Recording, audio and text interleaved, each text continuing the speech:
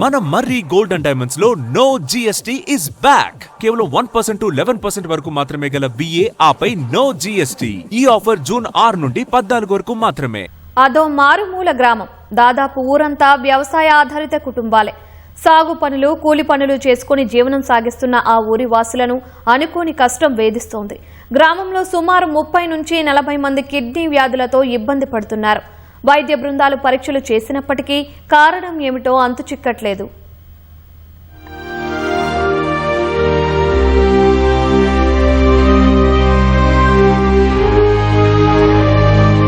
జోగులాంబ గద్వాల జిల్లా ఇటిక్యాల మండలం సాతర్లలో సుమారు 600కు పైగా కుటుంబాలు ఉన్నాయి.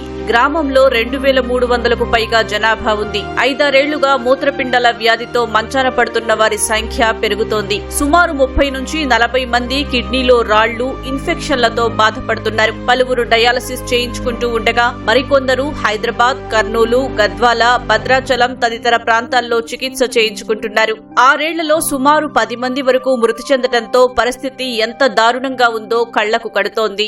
ఆరోగ్యం బాగాలేకుండే హాస్పిటల్ పోయినా అడపోతే క్యాక్టర్ అయినారు, కిడ్నీల ప్రాబ్లం ఉన్నారు అని 30 మంది దాదాపు ఉంటారు. డయాలసిస్ పెట్టుకున్న వాళ్ళు 7 మంది ఉన్నారు. 2 పాయింట్లు 3 పాయింట్లు వచ్చిన వాళ్ళు మందులు, కర్నూలు మందులు వాడుతున్నారు. అవి ఆడుతులనే కాలం గడుపుతున్నారు. అట్లే ఒక 30 మంది దాదాపు ఉంటారు. మనమేమో షెడ్ అలవాటు నుండి షెడ్ అలవాటు పని చేసిన తర్వాత వస్తుంది అనేది కూడా కాదు. గత 4 సంవత్సరాలు మందుల మీద ఉన్నా. పోయిన ఇయర్ 9వ నెల నుంచి డయాలసిస్ నడుస్తుంది. ఇప్పుడు కూడా ఇంకా ఎలాంటి క్యూరింగ్ అనేది వాపులు అవి వస్తూనే ఉన్నాయి. మందులు వాడుతూనే ఉన్నా. ఇంకా క్రియాటిన్ తగ్గుతలేదు. ప్రస్తుతానికి 3 సార్లు వారానికి పెట్టించుకుంటుంటే అయితే నాకు తిరగడానికి ఇబ్బంది ఉందని ఇప్పుడు వారంలో 2 సార్లు పెట్టించుకుంటున్నా. ఇప్పుడు వరకు అయితే అదే మందులు డయాలసిస్ మీద నడుస్తున్నాం సార్. 6 సంవత్సరాలు డయాలసిస్ అవుతుంది. ఇక 2 సంవత్సరాలు మందులు వాడిన అంత వయసులో ఉన్నారు. చిన్నతనం కాంచి ముసలి వారేంత వరకు అంత వయసున్న వాళ్ళకల్లా ఉంది ఇది జబ్బు. అందరూ మందులు వాడుకుంటే చెప్పుకునలేక లోనలోనే అట్టే వాడుకుంటా అట్టే కొంతమంది చనిపోతున్నారు కూడా. మొత్తం పైన మా ఊర్లో మొత్తం జబ్బు ఇది ఎక్కువ ఉంది సార్. దీన్ని కంట్రోల్ చేయాలని కోరుకుంటున్నాం. కిడ్నీ సమస్యలు బాధిత కుటుంబాల్లో కల్లోలం సృష్టిస్తున్నాయి. ఆసుపత్రుల చుట్టూ తిరుగుతూ మానసికంగా కుంగిపోతున్నారు. వారానికి 3 సార్లు ఆసుపత్రికి వెళ్లి రావడంతో ఆర్థికంగానూ చిక్కిపోతున్నారు. నెలకు సుమారు 6 నుంచి 12,000 వరకు మందులకు ఖర్చు పెడుతూ ఉండగా ఇతర పనులు చేసుకోలేకపోతున్నామని ఆవేదన వ్యక్తం చేస్తున్నారు. వారానికి 3 సార్లు డయాలసిస్ కోసం దూర ప్రాంతాలకు వెళ్లి వస్తూ ఉండగా రోడ్డు అధ్వానంగా ఉండటంతో అవస్థలు పడుతున్నామని ఆవేదన వెలిబుచ్చుతున్నారు. మండల కేంద్రం ఇటిక్యాలలో డయాలసిస్ కేంద్రం పెట్టాలని కోరుతున్నారు. మా పల్లెటూరులో దినసరి కూలి ఒక 200 నడుస్తారు. 200 పోగు చేసుకొని మేము ఒకవేళ 30 రోజులు పనిచేసినా 6,000 అవుతుంది. ఆ ఖర్చులేమో 24,000, 12,000 అట్లా ఉంటే ఇలాంటి సమయాల్లో ప్రభుత్వాలు ఆదుకోవాలి కదా సార్. మమ్మల్ని ప్రభుత్వాలు నిమ్మకు నీరెత్తుంటే మమ్మల్ని ఎవరు ఆదుకుంటారు సార్? మాకు ఇంకట్లే చేనులో చేసుకోవాలా. నేను ఒకదాన్ని ఆయన తొలుకొని పోవాలా. ఇంకట్లే తిప్పలు పడుతున్నాను సార్. మాకు బస్సు టయానికి లేదు, రోడ్డు బాగాలేదు. ఇంకా అట్లే పోతున్నాము. 1 గంట పట్టే రస్తా 2 గంటలు పడుతుంది సార్.